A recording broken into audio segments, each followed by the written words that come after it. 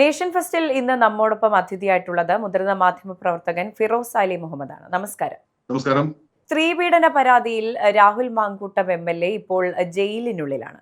അദ്ദേഹത്തിന്റെ ജാമ്യാപേക്ഷ നാളെ പത്തനംതിട്ട ജില്ലാ കോടതി പരിഗണിക്കുകയാണ്.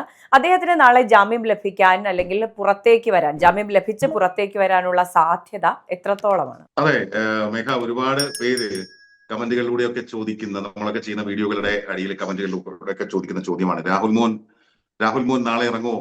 ചെറുക്കൻ എപ്പോ ഇറങ്ങും? ചെറുക്കൻ നാളെയെങ്കിലും ഇറങ്ങുമോ? ചെറുക്കൻ ഇത്രയും ദിവസമായിട്ട് ജയിലിൽ കിടക്കുക, ഏത് വക്കീലില്ല, അവന്റെ വക്കീലിനൊരു വിവരവും ഇല്ലാത്ത ആളാണോ എന്നൊക്കെ പറഞ്ഞിട്ട് പലതരത്തിലുള്ള ചോദ്യങ്ങൾ. പക്ഷെ നമുക്കറിയാം, ഇങ്ങനെ ഒരു കേസിൽ ജയിലിൽ പോയി കഴിഞ്ഞാൽ, അതായത് അറസ്റ്റ് ചെയ്യപ്പെട്ട് കഴിഞ്ഞാൽ, റിമാൻഡ് ചെയ്യപ്പെട്ട് കഴിഞ്ഞാൽ ഇങ്ങനെയൊക്കെയാണ് ഇതിന്റെ ഒരു 3 ദിവസം കസ്റ്റഡി പോയി, അതായത് പോലീസ് കസ്റ്റഡി പോയി, തെളിവെടുപ്പ് എന്നൊക്കെ പറഞ്ഞ് 1-2 സ്ഥലങ്ങളിൽ കൊണ്ടുപോയി. അപ്പൊ അതൊക്കെ ഇങ്ങനെ സാങ്കേതികമായിട്ട് ഒരു റിമാൻഡ് കാലാവധിയെങ്കിലും എടുക്കുമെന്ന് നിയമവിദഗ്ധർക്ക് അറിയാം. ഇനിയിപ്പോ എത്ര വലിയ വക്കീലായാലും മജിസ്ട്രേറ്റ് കോടതി ജാമ്യം കൊടുക്കാൻ സാധ്യതയില്ലാത്ത കേസാണ്. അപ്പൊ തിരുവല്ല മജിസ്ട്രേറ്റ് കോടതി രാഹുൽ മാങ്കൂട്ടത്തിന്റെ ജാമ്യം തള്ളി ജില്ലാ കോടതിയിലേക്ക് വന്നു. ജില്ലാ കോടതി കഴിഞ്ഞ ദിവസങ്ങളിലൊക്കെ വാദം കേട്ടു. എനിക്ക് തോന്നുന്നു പ്രോസിക്യൂഷന്റെയും പ്രതിഭാഗത്തിന്റെയും വാദം കൃത്യമായിട്ടും കേട്ട് കഴിഞ്ഞു.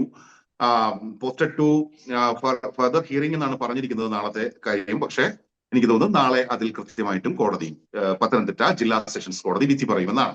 ഇതിൽ രാഹുൽ മാങ്കൂട്ടത്തിന് ജാമ്യം കിട്ടാനുള്ള സാധ്യത എത്രമാത്രമാണ് എന്ന് നമ്മൾ പരിശോധിക്കുമ്പോൾ പ്രോസിക്യൂഷൻ മറ്റു കേസുകളിലൊക്കെ പറഞ്ഞ പോലെയുള്ള കാര്യങ്ങളാണ് പറഞ്ഞത്. അക്കമിട്ട് പറഞ്ഞു കഴിഞ്ഞാൽ രാഹുൽ മാങ്കൂട്ടത്തിൽ ഒരു സ്ഥിരം കുറ്റവാളിയാണെന്ന്, അദ്ദേഹം അന്വേഷണവുമായി സഹകരിക്കുന്നില്ല, ഡിജിറ്റൽ തെളിവുകൾ ഇനി ഒരുപാട് ശേഖരിക്കാനുണ്ട്, ഇദ്ദേഹം പ്രബലനാണ്, MLA ആണ്, ജനപ്രതിനിധിയാണ്, ഇദ്ദേഹം ജാമ്യം കിട്ടി പുറത്തു വന്നു കഴിഞ്ഞാൽ പരാതിക്കാരിയെ അപകീർത്തിപ്പെടുത്താനുള്ള സംവിധാനങ്ങളെല്ലാം ഉണ്ടാക്കും, പരാതിക്കാരിയെ അപായപ്പെടുത്താനുള്ള ചിലപ്പോ അതിന് തുനിഞ്ഞേക്കാം എന്നൊക്കെയുള്ള വാദങ്ങൾ. അതുപോലെ ലാപ്ടോപ്പിന്റെയും അതിൽ നിന്ന് പിടിച്ചെടുത്ത മൊബൈൽ ഫോണുകളുടെയും ഒന്നും പാസ്വേഡുകൾ അദ്ദേഹം നൽകിയിട്ടില്ല. അങ്ങനെയൊക്കെയുള്ള കാര്യങ്ങളാണ്. ഇതിൽ ബലാത്സംഗം IPC പ്രകാരമാണ് കേട്ടോ ഈ കേസ്. മൂന്നാമത്തെ കേസ് IPC പ്രകാരം എന്ന് പറയുമ്പോൾ 2024 ഏപ്രിൽ 8-ാം തീയതിയാണ് ഈ ക്രൈം നടക്കുന്നത്. ഏപ്രിൽ 8-ാം തീയതിയാണ് തിരുവല്ലയിലെ ഹോട്ടലിൽ മുറിയെടുത്ത് അവിടെ പീഡനം നടക്കുന്നതെന്ന് ആണ് കേസ്.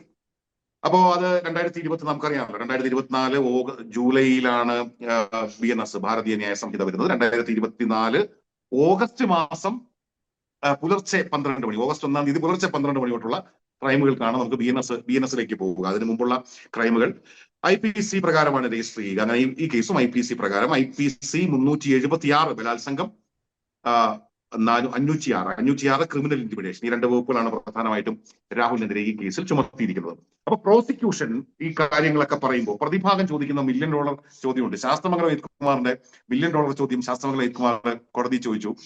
അത് പ്രോസിക്യൂഷൻ പറയുന്നു, എന്റെ കക്ഷി പ്രതിയായ രാഹുൽ മാങ്കൂട്ടത്തിൽ, ഈ കേസിലെ പ്രതിയായ രാഹുൽ മാങ്കൂട്ടത്തിൽ പരാതിക്കാരിയെ അപായപ്പെടുത്തുമെന്ന്.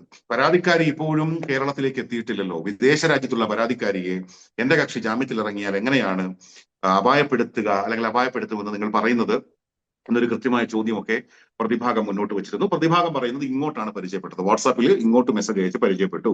ഏപ്രിൽ 8-ന് തിരുവല്ലയിൽ മുറിയെടുക്കുന്നത് ഈ പെൺകുട്ടി തന്നെയാണ്.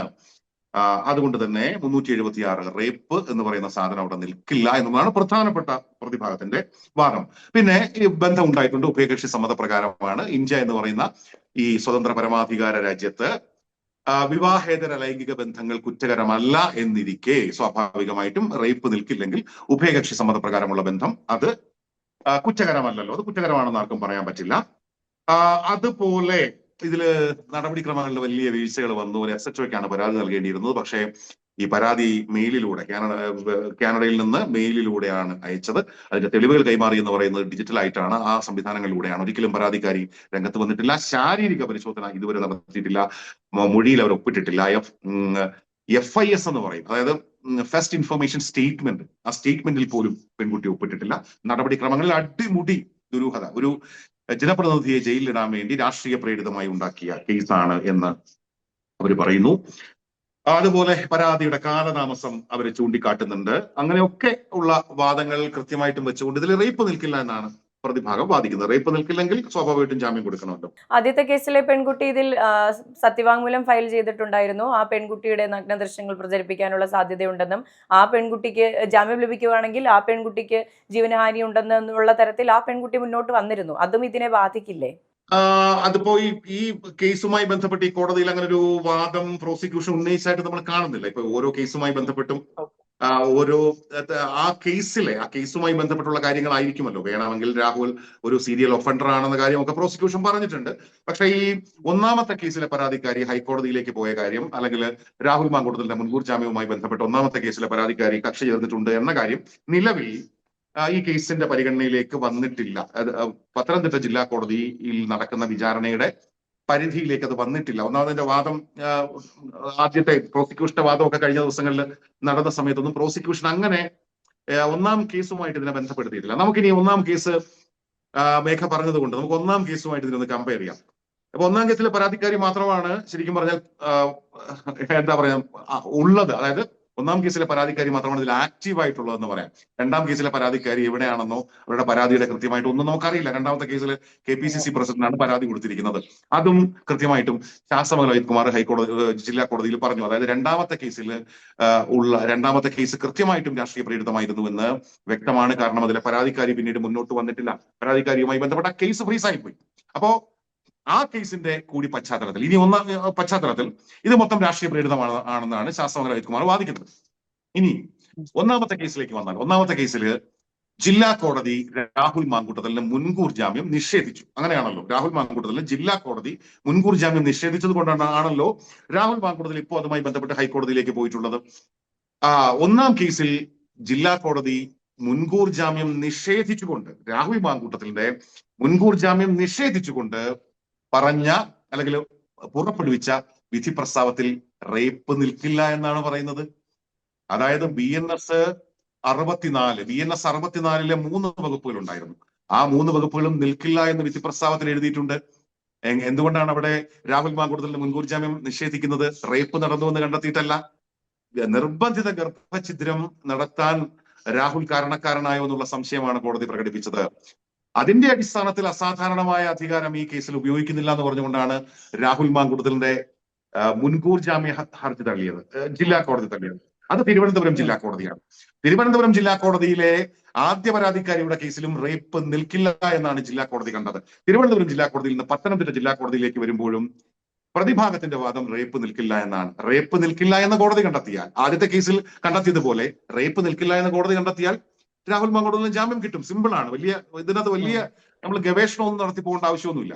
അപ്പൊ അതാണ് ഈ രാഹുൽ മാങ്കൂട്ടത്തലിന് ജാമ്യം കിട്ടാനുള്ള സാധ്യത 99% ചെറുക്കൻ നാളെ ഇറങ്ങും. രാഹുൽ മോൻ, നമ്മുടെ അമ്മമാരൊക്കെ ചോദിക്കുന്ന പോലെ രാഹുൽ മോൻ നാളെ ഇറങ്ങും എന്ന് നമുക്ക്, അതുകൊണ്ടാണ് ഒരു കോമൺ സെൻസ് വെച്ചിട്ട് അതുകൊണ്ടാണ് അങ്ങനെ ഒരു നിഗമനത്തിലേക്ക് എത്താൻ പറ്റുന്നത്. അതെ, അപ്പോൾ ഇനിയും രാഹുൽ മാങ്കൂട്ടത്തിന്റെ കോൺഫിഡൻസ് നഷ്ടപ്പെടില്ല, വീണ്ടും സജീവമായി രാഷ്ട്രീയത്തിലേക്ക് തിരിച്ചു വരും എന്ന് തന്നെയാണ്. അത് സ്വാഭാവികമാണല്ലോ. ഇപ്പൊ ഒരു റിമാൻഡൂടെ പോയാലും ജാമ്യം കിട്ടാതിരിക്കുന്ന കേസൊന്നും അല്ലല്ലോ. പോട്ടെ, ജില്ലാ കോടതി ജാമ്യം തള്ളി, എന്താണ് സംഭവിക്കുക? ജില്ലാ കോടതി ജാമ്യം തള്ളിയെന്നിരിക്കട്ടെ. ജില്ലാ കോടതി ജാമ്യം തള്ളിയാൽ നാളെ ജാമ്യം തള്ളുന്നു. നാളെയാണ് 11-ാം തീയതിയാണ് രാഹുൽ അറസ്റ്റിലായത്. നാളെ ആകുമ്പോൾ രാഹുലിന്റെ ഒരു റിമാൻഡ് 14 ദിവസത്തേക്ക് റിമാൻഡ് ചെയ്തു. ആ റിമാൻഡ് കാലാവധി മജിസ്ട്രേറ്റ് കോടതി കൊടുത്ത ആ റിമാൻഡിന്റെ കാലാവധി കഴിയുന്നു. സ്വാഭാവികമായിട്ടും ജയിലിൽ കിടക്കുന്ന രാഹുലിന് ജയിലിൽ തുടരേണ്ടി വരും. അത്രേ ഉള്ളൂ, ജയിലിൽ തുടരേണ്ടി വരും. സ്വാഭാവികമായിട്ടും അന്വേഷണ സംഘം വീണ്ടും മജിസ്ട്രേറ്റ് കോടതി വരുമ്പോ അല്ലെങ്കിൽ പ്രോസിക്യൂഷൻ വരുമ്പോ ഒരു റിമാൻഡ് കൂടെ അടിക്കും. അപ്പോൾ 14 ദിവസത്തേക്കും കൂടെ ജയിലിലായി. അടുത്ത ഏതെങ്കിലും ജില്ലാ കോടതി തള്ളി കഴിഞ്ഞാൽ ഹൈക്കോടതിയിലേക്ക് വരാമല്ലോ. ഹൈക്കോടതിയിൽ നിന്നെങ്കിലും ഈ കേസിൽ ജാമ്യം കിട്ടും എന്ന് തന്നെയാണ് പ്രതീക്ഷ. ഹൈക്കോടതി ജാമ്യം കിട്ടിയ അടുത്ത ആഴ്ച ഇറങ്ങുന്നു. ഇപ്പൊ നാളെ ഇറങ്ങിയില്ലെങ്കിൽ അടുത്ത ആഴ്ച ഇറങ്ങുന്നു. അടുത്ത ആഴ്ച ഇറങ്ങി കഴിഞ്ഞാൽ രാഹുൽ കേരള രാഷ്ട്രീയത്തിൽ സജീവമായിട്ട് തന്നെ കാണും. അതിനകത്തൊന്നും ഒരു സംശയവുമില്ല. ഈ അസംബ്ലി തെരഞ്ഞെടുപ്പിൽ 2026 സീറ്റ് കോൺഗ്രസ് കൊടുക്കുമോ എന്നുള്ള കാര്യത്തിൽ മാത്രമാണല്ലോ പ്രശ്നമുള്ളത്. അപ്പോ അതുമായി ബന്ധപ്പെട്ട് പോലും ഇപ്പോഴും നമുക്കൊരു കൃത്യതയും പറയാൻ പറ്റാത്തൊരു സാഹചര്യമാണ്. ഇത്രയൊക്കെ വിവാദങ്ങളൊക്കെ ഉണ്ടെങ്കിലും ആ കോടതികൾ ജാമ്യം കൊടുത്ത അയാൾ നിൽക്കുന്നു. അയാൾ എങ്ങും ഓടിപ്പോയില്ലല്ലോ, ഇവിടെ നിൽക്കല്ലേ. പരാതിക്കാര് അവിടെ നിൽക്കുന്നു, ആരോപണ വിധേയനം അവിടെ നിൽക്കുന്നു. അക്യൂസ്ഡ് ആണല്ലോ. അപ്പോ ആരോപണ വിധേയരായ എത്രയോ മനുഷ്യർ ഇന്ത്യൻ രാഷ്ട്രീയത്തിൽ, നമ്മുടെ MV ഗോവിന്ദൻ CPM-ന്റെ സംസ്ഥാന സെക്രട്ടറി തന്നെ പറഞ്ഞതുപോലെ, അങ്ങനെയാണെങ്കിൽ ഇവിടെ MP-മാരും MLA-മാരും ഒക്കെ ആയിട്ട് എത്ര പേർക്ക് ഇരിക്കാൻ പറ്റും എന്നുള്ള ചോദ്യം കൂടി ഉണ്ടല്ലോ. അപ്പോ അതാണ് സജീവ രാഷ്ട്രീയത്തില് കേരളത്തിന്റെ പൊതു സമൂഹത്തിൽ സജീവമായി തന്നെ രാഹുൽ മാങ്കൂട്ടത്തിൽ ഉണ്ടാകും എന്ന കാര്യത്തിൽ തർക്കമൊന്നുമില്ല. അതെ, അപ്പോൾ ഈ പറഞ്ഞ മൂന്നാമത്തെ സ്ത്രീപീഡന പരാതിയിലും നാളെ ഇപ്പോൾ ജയിലിൽ കിടക്കുന്ന രാഹുൽ മാങ്കൂട്ടത്തിൽ MLA നാളെ ജാമ്യം ലഭിച്ച് പുറത്തേക്ക് വരാനുള്ള സാധ്യത തന്നെയാണ് ഏറ്റവും കൂടുതലായി ഇപ്പോൾ വിലയിരുത്തപ്പെടുന്നതും. ചർച്ചയിൽ പങ്കെടുത്തതിന് നന്ദി. Okay, thank you.